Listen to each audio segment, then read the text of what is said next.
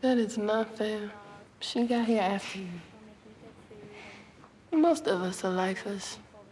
Been here a long time. Don't forget your headband. Nobody's gonna come for us now. We're too old. And don't dawdle.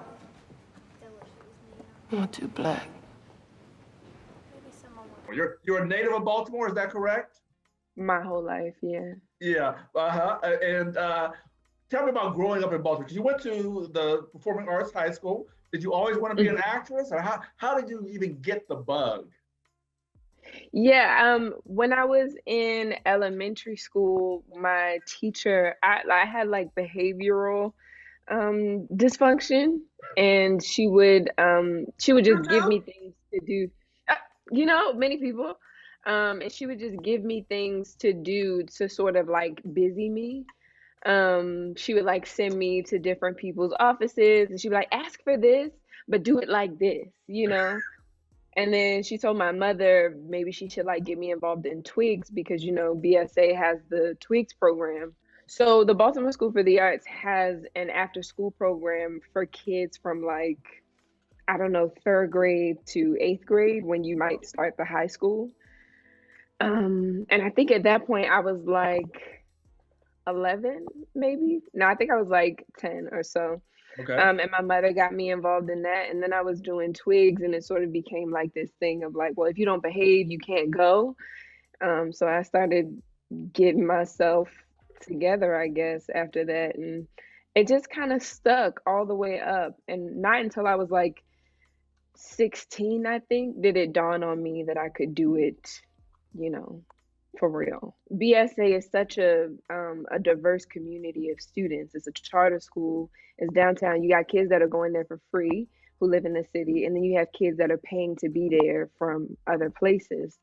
And I was sort of mad at myself because when it came time to graduation, it was like I felt like I had tricked myself into believing that I could have what everybody else could have around me. The ability, like the funds to like fund what they wanted to do, to like go to these places and go to school.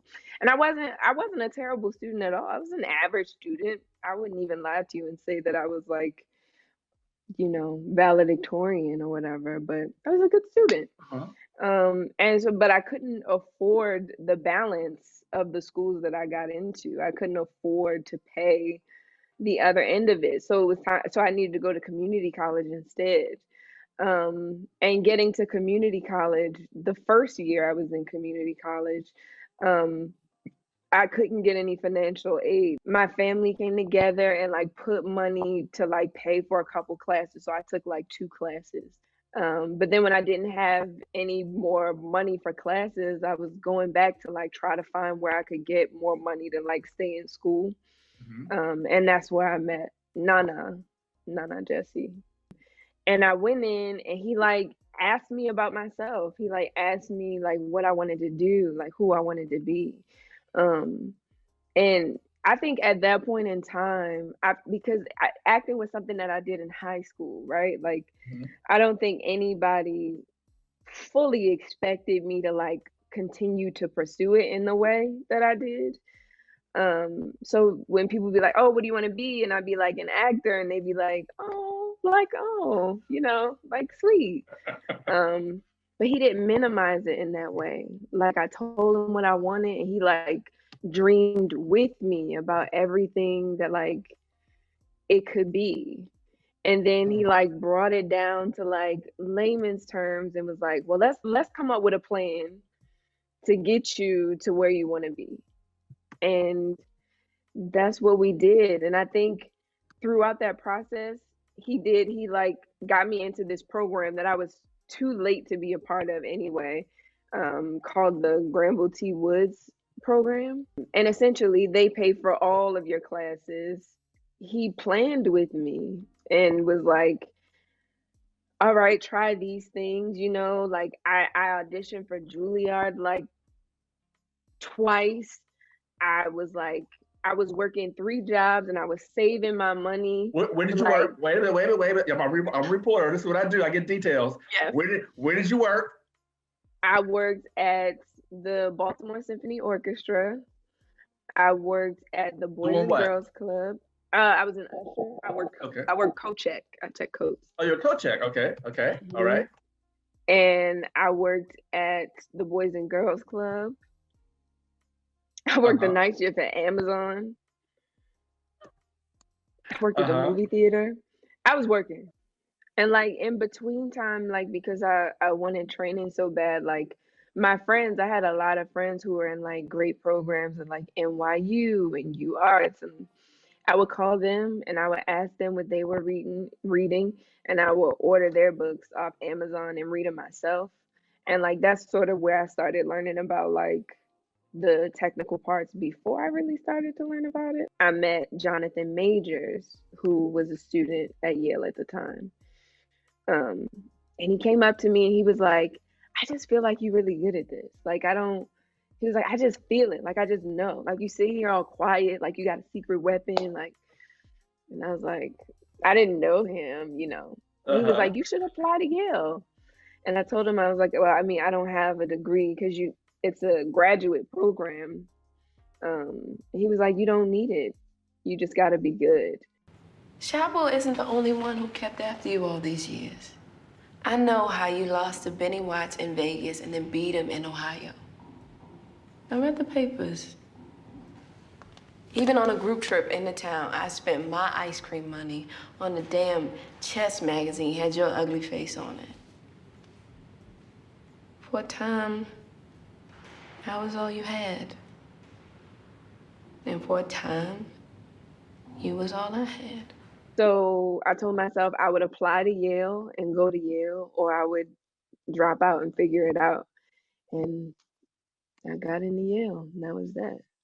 So, like, at the end of your time at Yale, the capstone for the actors is this showcase, where like you are put in front of agents and managers, you know, and then you have meetings. I met my manager, Monica, like at the beginning of my third year. The first thing, Queen's Gambit was the first thing they sent me out on. I had gone to their office. And Jonathan, one of my agents, was like, because I was gonna move to LA like right after Showcase, and he was like, Mm-hmm. "No, you're gonna book something. You won't even make it to LA." And I was like, "Wow, he is really confident in me. Like, wow, I'm not that confident, but thank you." Hey, what's your name, girl? Beth. Jolene. Your mama and daddy dead? What's the last thing they said to you before they died? You know, everybody feels very. It's very mixed. You know how people feel about um, Jolene. And I thought about it a lot, you know. Um, and I feel two ways about it. One, I feel blessed to be able to come out of school and have a job and to have done my best work and be confident in the work that I've done. Um, and I think the thing about Jolene that is, I think what happens is I feel like my job was to make her as full and as human as possible. Jolene is a supporting character, and I'm so glad that people love Jolene in such a way that they're like, we want more of her, we want to see more of her. Um, Jolene is a supporting character, and it's complicated because we do need more stories where people who look like me aren't just supporting, but this was not that story. And I just hope that we continue to lean into writing more stories for people that look like me. Like you love Jolene, you love my work as Jolene.